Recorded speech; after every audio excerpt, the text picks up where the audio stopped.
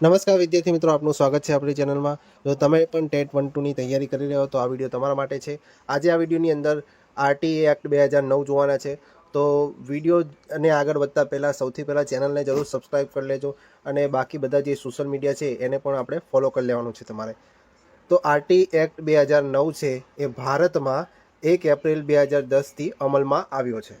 બરાબર, એના વિશે આપણે પૂરી ચર્ચા કરીશું અને ત્યારબાદ એને એમસીક્યુઝ પણ આપણે સોલ્વ કરીશું. તો સૌથી પહેલાં વાત કરીએ તો કે જે આ અધિનિયમ છે એ અધિનિયમનો ઉદ્દેશ્ય શું છે. બરાબર, આરટી એક્ટ 2009 છે એ શા માટે લાગુ કરવામાં આવ્યો છે. તો 6 થી 14 વર્ષના જે દરેક બાળકને મફત, ફરજિયાત અને ગુણવત્તાસભર શિક્ષણ ઉપલબ્ધ કરાવવું. આ જે આરટી એક્ટ 2009 છે એનો ઉદ્દેશ્ય શું છે કે 6 થી લઈને 14 વર્ષના જે બાળકો હોય છે દરેક બાળકને મફત, ફરજિયાત અને ગુણવત્તાવાળું શિક્ષણ આપવા માટે વાત કરેલી છે. બરાબર, એવું પણ પૂછી શકે કે કયા વર્ષના બાળકો માટે આરટી એક્ટ 2009ની અંદર જે મફત ફરજિયાત શિક્ષણની વાત કરેલી છે. તો 6 થી લઈને 14 વર્ષના બાળકોની અહીંયા વાત કરેલી જોવા મળે છે. બીજું અહીંયા વાત કરીએ તો મફત અને ફરજિયાત શિક્ષણનો અર્થ શું છે. તો અહીંયા મફત શિક્ષણ એટલે શું, તો એની ચર્ચા કરીએ. પહેલાં તો મફત શિક્ષણ એટલે કે બાળકોને પ્રાથમિક સ્તર સુધી અભ્યાસ માટે કોઈ પણ પ્રકારનો ખર્ચ કરવો ન પડે. બરાબર, એટલે કે બિલકુલ મફત શિક્ષણની વાત કરેલી છે. અને શાળા અને સરકાર દ્વારા નીચેની વસ્તુઓ પૂરી પાડવી. બરાબર, એટલે કે એની અંદર શું શું સમાવેશ થશે કે ટ્યુશન ફી લેવાની નહીં, પુસ્તકો ફ્રીમાં આપવા, નોંધપોથી હોય, યુનિફોર્મ હોય, શૈક્ષણિક સામગ્રી હોય. બરાબર, બિલકુલ બધી અહીંયા ફ્રી હોય છે. બરાબર, પછી ફરજિયાત શિક્ષણ એટલે કે કોના માટે, કે માત્ર અમીરો માટે, ગરીબો માટે, કોના માટે ફરજિયાત શિક્ષણ છે. તો બાળકોનું જે પ્રવેશ, હાજરી અને અભ્યાસની પૂર્ણતા સુનિશ્ચિત કરવાનું કાર્ય રાજ્ય અને સ્થાનિક પ્રાધિકરણો પર ફરજિયાત હોય છે. બરાબર, બધા બાળકો માટે અહીંયા ફરજિયાત શિક્ષણની વાત કરવામાં આવેલી છે. બરાબર, હવે એને આવરિત વય સમૂહ કહેવાય, કયા બાળકો માટે છે. બરાબર, એ પણ આપણે ધ્યાન હોવું જોઈએ. આપણે પહેલાં જ વાત કરેલી છે પણ તોય આપણે અહીંયા જોઈ લઈએ કે 6 થી લઈને 14 વર્ષના જે બાળકો છે એમના માટે મફત અને ફરજિયાત શિક્ષણ અને ગુણવત્તાસભર જે વાત કરેલી છે. બરાબર, એની 6 થી 14 વર્ષના એટલે કે વિદ્યાર્થીઓ જે 1 થી લઈને 8 ધોરણ સુધી આવે છે એનો સમાવેશ થાય છે. બરાબર, તો 1 થી લઈને 8 સુધીના બાળકોને મફત ફરજિયાત શિક્ષણ આરટી એક્ટ 2009ની અંદર વાત કરેલી છે. પછી આગળનો પોઈન્ટ જોઈએ તો આ પણ ખૂબ જ ઇમ્પોર્ટન્ટ રહેશે કે 25% અનામત શેના માટે, કે ખાનગી શાળાઓ માટે. બરાબર, તો જે બિન અનુદાનિત છે ખાનગી શાળાઓ છે એની અંદર ધોરણ 1ની અંદર 25% બેઠક જે એ આર્થિક અને સામાજિક રીતે જે પછાત વર્ગના બાળકો છે એમના માટે 25% અનામતની અહીંયા ફાળવણી કરવામાં આવી છે. બરાબર, આ બાળકોનો ખર્ચ છે એ રાજ્ય સરકાર દ્વારા ભરવામાં આવશે એવું અહીંયા વાત કરેલી છે, એટલે સરકાર દ્વારા ભરવામાં વાત કરેલી છે. બરાબર, ત્યાર પછી આગળ વાત કરીએ કે શિક્ષકનો રેશિયો શું હશે. બરાબર, ટીચર પીપીએલ રેશિયો કેટલો હશે. બરાબર, અથવા પીપીએલ એટલે કે વિદ્યાર્થી શિક્ષકનો રેશિયો કેટલો હશે. તો આ પણ તમને પૂછાઈ શકે છે. બરાબર, ટેટ 1-2ની અંદર પરીક્ષામાં આ પૂછાઈ શકે. ધોરણ 1 થી 5ની અંદર વાત કરીએ તો એની અંદર એક શિક્ષક હશે અને એ શિક્ષક જે છે 30 બાળકોને ભણાવતો હશે. બરાબર, અને ધોરણ 6 થી 8ની જ્યારે વાત કરવામાં આવે તો એક શિક્ષકે 35 બાળકો અંદર રહેશે. બરાબર, અહીંયા થોડી પ્રિન્ટિંગ મિસ્ટેક છે એટલે આપણે સમજી લેવાનું છે. બરાબર, 6 થી 8માં કેટલા, 35 વિદ્યાર્થીઓ અને એક શિક્ષક છે. બરાબર, એટલે 1:35 6 થી 8માં, અને ધોરણ 1 થી 5ની અંદર એક શિક્ષક અને 30 બાળકો કે વિદ્યાર્થીઓ અંદર જોવા મળશે. બરાબર, તો આ આરટી એક્ટ 2009ની અંદર પણ આ પૂછેલું છે. પછી એની અંદર શાળાની જે ફરજિયાત સુવિધાઓ કઈ છે. તો પ્રત્યેક શાળામાં નીચેની સુવિધાઓ હોવી આવશ્યક છે. જે પણ શાળા હોય એની અંદર કઈ કઈ સુવિધાઓ હોવી જોઈએ. પહેલું તો આવું શુદ્ધ પાણી હોવું જોઈએ પીવા લાયક. બરાબર, જુદા જુદા છોકરા છોકરીઓ માટે શૌચાલય જે છે એ અલગ અલગ હોવું જોઈએ, એક પેરમાં ના હોવું જોઈએ. છોકરા અને છોકરી માટે અલગ હોવું જોઈએ. બરાબર, પછી પુસ્તકાલય એટલે કે એક લાઇબ્રેરી હોવી જોઈએ. રમતગમતનું એક મેદાન હોવું જોઈએ જે નિશ્ચિત હોય છે. દિવ્યાંગ મૈત્રીપૂર્ણ સુવિધા હોય છે જેને રેમ્પ વગેરે કહેવામાં આવે છે. પછી જે પૂરતા વર્ગખંડો, બરાબર, એ પણ પૂરતા વર્ગખંડો યોગ્ય ઇન્ફ્રાસ્ટ્રક્ચરવાળું હોવો ખૂબ જ આવશ્યક જોવા મળવું જોઈએ, બરાબર. તો આટલી સુવિધાઓ દરેક સ્કૂલની અંદર હોવી જોઈએ. હવે શિક્ષકો સંબંધિત કેટલીક જોગવાઈઓ જે છે એ આપણે અહીંયા ધ્યાન રાખવાની છે કે લાયકાત શું છે, કે NCTએ જે વાત કરેલી છે એ શૈક્ષણિક લાયકાત જેમને નિર્ધારિત કરેલી છે તો એ શિક્ષકોની જ અહીંયા મંજૂરી કરવામાં આવે, બરાબર. બાકીના જે શિક્ષકો છે એની ભરતી અહીંયા મંજૂરી કરવામાં આવતી નથી, બરાબર. એવા શિક્ષકોને અહીંયા લેવામાં આવતા નથી. હવે એ જે શિક્ષકો જે છે શિક્ષકો લાગે છે તો લાયકાત પ્રમાણે એમની કઈ ફરજો છે, તો એમને નિયમિત હાજરી, ગુણવત્તાસભર શિક્ષણ, તાલીમ ફરજિયાત પૂર્ણ કરવી. જે પણ તમને ટીચિંગની માટે તાલીમ આપવામાં આવે છે એ તાલીમ પૂર્ણ કરવાની હોય છે. અશૈક્ષણિક કામ ઓછામાં ઓછું કરવું, એટલે કે શિક્ષણ સિવાયનું બીજું કામ જે છે વધારાનું કામ એ ઓછું કરવું, પણ શિક્ષણમાં કામ તમારે વધારે આપવાનું રહેશે, બરાબર. તો આ તમારે શિક્ષકની એક ફરજ અહીંયા જોવા મળતી હોય છે. ત્યાર પછી વાત કરીએ છીએ કે પ્રતિબંધિત બાબતો કઈ છે, કે ઇમ્પોર્ટન્ટ ઓફ રેસ્ટ્રિક્શન. તો એની અંદર કેપિટેશન ફી મહિનાઈ જોવા મળે છે, એટલે કે પ્રવેશ સમયે કોઈ પણ પ્રકારની તમારે ડોનેશન કે ફીની માંગણી કરવાની નથી. તો આ તમારે સ્કૂલની અંદર કરવાનું નથી. હવે પ્રવેશ પરીક્ષા કે ઇન્ટરવ્યૂ મનાઈ. હવે વાલી અથવા બાળકનું ઇન્ટરવ્યૂ કે પરીક્ષા લઈને પ્રવેશ નકારી શકાય નહીં. એવું નહીં કે વાલીને બોલાવીને વાલીને ઇન્ટરવ્યૂ લ્યો, બરાબર, અને એમાં જો વાલી પાસ ના થાય તો એને એ બાળકને એડમિશન ફાળવી ના દો, તો એવું કરવાનું નથી, બરાબર. તો આ એક જોગવાઈઓ છે. પછી ધોરણ 1 થી 8 સુધી નિષ્ફળતા નહીં, એટલે કે નો ડિટેન્શન પોલિસી, એટલે કે બાળક ફેલ ના થાય, બરાબર. બાળકને કોઈ પણ ધોરણમાં અટકાવવામાં નહીં આવે, બરાબર. સીધો મતલબ અહીંયા એ થાય છે કે બાળકોને ફેલ કરવા નહીં 1 થી 8 ધોરણની અંદર. ચોથો જે મુદ્દો છે એની અંદર વાત કરીએ કે શરીરદંડ અને માનસિક હેરાનગતિ મનાય છે. હવે બાળકને મારવાનું નહીં, એનું અપમાન નહીં કરવાનું, ભેદભાવ નહીં કરવાનો. દરેક બાળક તમારા માટે સમાન હોવું જોઈએ, બરાબર. એ અહીંયા વાત કરવામાં આવે છે. ભેદભાવ કરવો એ કાનૂની અહીંયા ગુનો કરે છે, એટલે તેમને સજા પણ થઈ શકે છે. ત્યાર પછી આગળ વાત કરીએ તો શાળા વ્યવસ્થાપન સમિતિ, એટલે કે સ્કૂલ મેનેજમેન્ટ જે કમિટી છે એને આપણે શોર્ટ ફોર્મમાં SMC, બરાબર. MCQમાં SMC એવો શબ્દ આવે ત્યારે તમારે યાદ રાખવાનું સ્કૂલ મેનેજમેન્ટ કમિટી, એટલે કે શાળા વ્યવસ્થાપન સમિતિ, બરાબર. તો એની અંદર વાત કરીએ તો એ સમિતિની અંદર દરેક સરકારી અને અનુદાનિત એટલે ગ્રાન્ટીનેડ જે શાળાઓ હોય છે SMC ફરજિયાત જોવા મળે છે, બરાબર, કમિટી.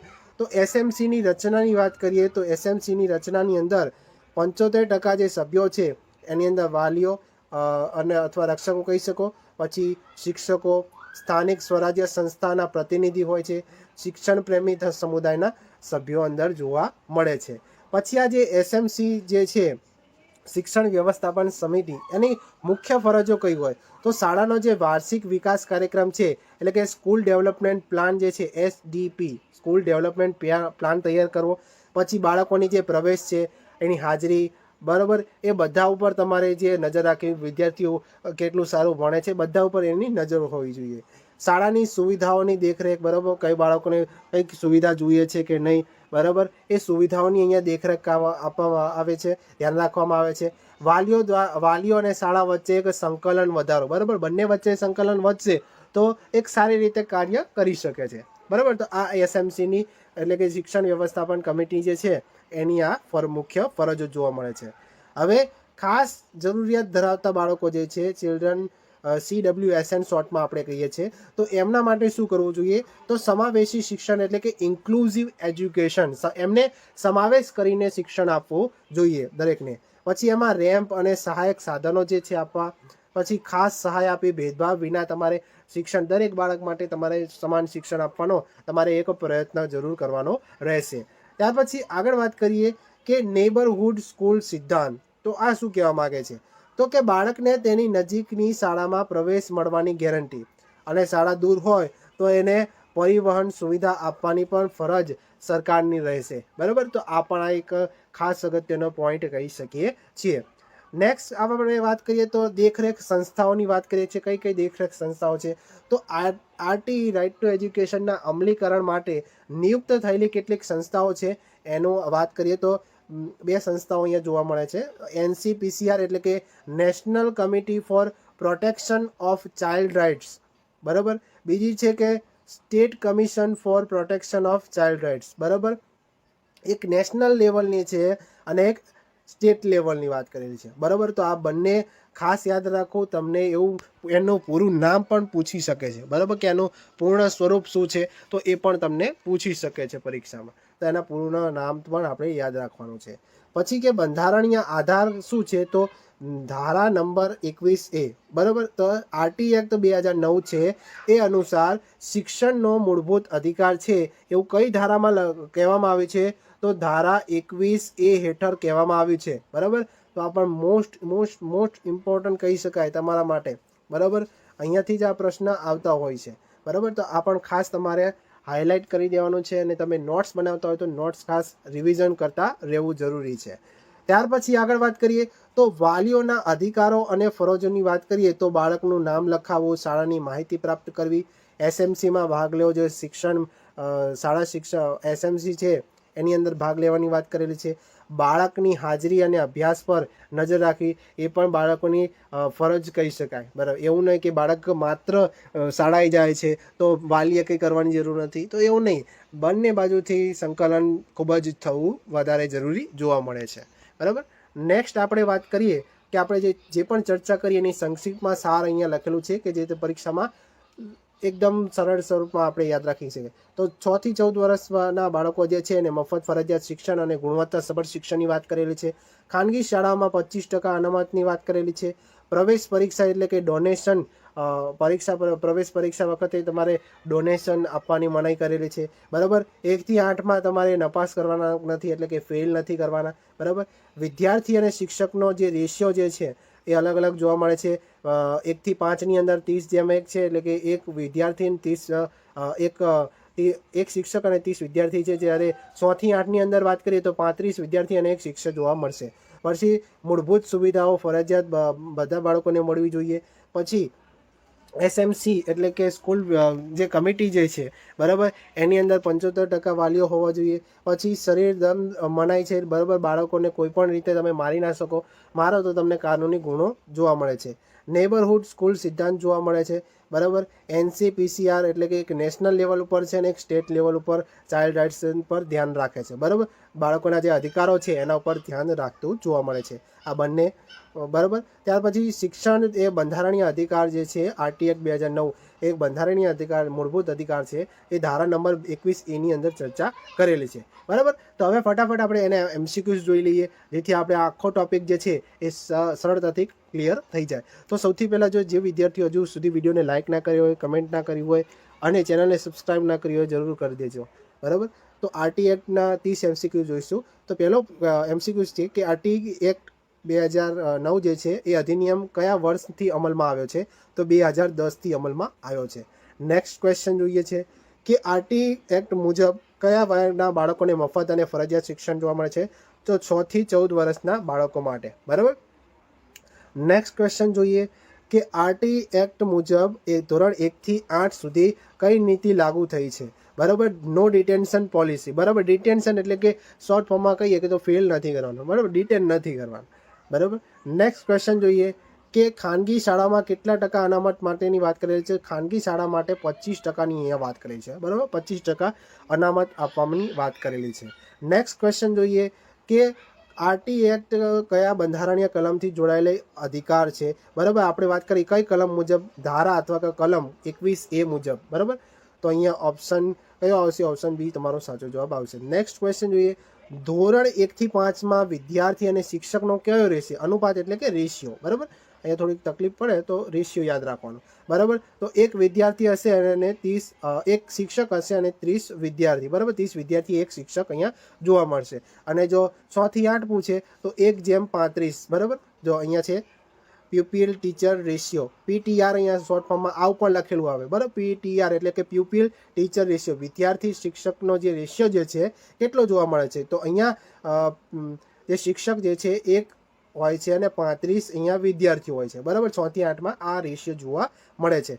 નેક્સ્ટ ક્વેશ્ચન જોઈએ આરટી એક્ટ મુજબ પ્રવેશ સમયે કઈ વસ્તુ લેવા સંપૂર્ણ પ્રતિબંધ છે, તો કેપિટેશન ફી અહીંયા લેવો ખૂબ જ ગુનો છે, બરાબર. જે પણ આપણે ડોનેશન કહીએ, ડોનેશન ફી જે છે એ લેવાની અહીંયા ખૂબ જ મનાઈ કરવામાં આવેલી છે પ્રવેશ સમયે. હવે આરટી એક્ટ જ હેઠળ કઈ પરીક્ષા લેવાની મનાઈ છે કે પ્રવેશ પરીક્ષા લેવાની મનાઈ છે. બરાબર, આરટી એક્ટ 2009 મુજબ કઈ પરીક્ષા લેવાની મનાઈ છે? પ્રવેશ પરીક્ષા લેવાની મનાઈ છે. હવે એસએમસીમાં વાલીઓને પ્રતિશત કેટલો હોવો જોઈએ? તો 75% એની અંદર વાલીઓ હોવા જોઈએ. બરાબર, આ કમિટીની અંદર. નેક્સ્ટ ક્વેશ્ચન જોઈએ છે કે શાળાની દેખરેખ માટે રાષ્ટ્રીય સ્તરની સંસ્થા કઈ છે? તો NCPCR. બરાબર, નેશનલની વાત કરેલી છે. બરાબર, રાષ્ટ્રીય સ્તરની કઈ છે?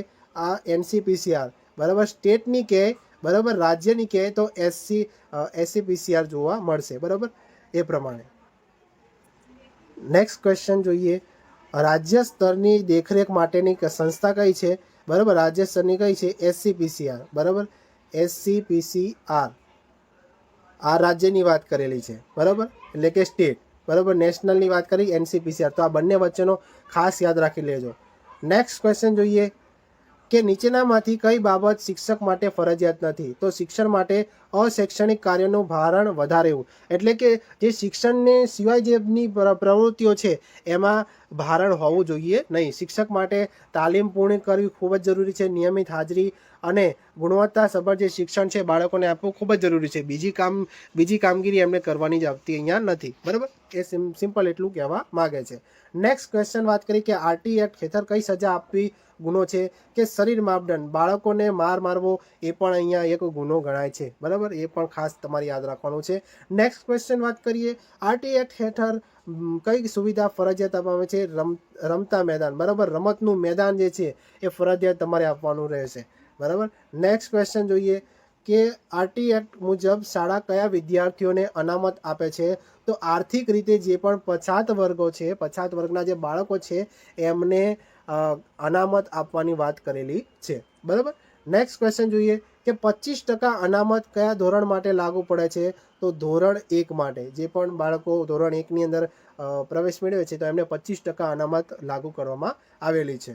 નેક્સ્ટ ક્વેશ્ચન જોઈએ કે નેબરહુડ સ્કૂલનો અર્થ શું થાય? નેબરહુડ એટલે કે નજીકની શાળા. બરાબર, નજીકની શાળા હોય તો એની નજીકની શાળા હોય તો એ નેબરહુડ સ્કૂલ આપણે કહીએ છીએ. નેક્સ્ટ ક્વેશ્ચન જે છે કે શરીર દંડ કયા વિભાગ હેઠળ પ્રતિબંધિત છે? તો શરીર દંડ જે છે આરટી એક્ટ 2009. બરાબર, એના હેઠળની વાત કરેલી છે.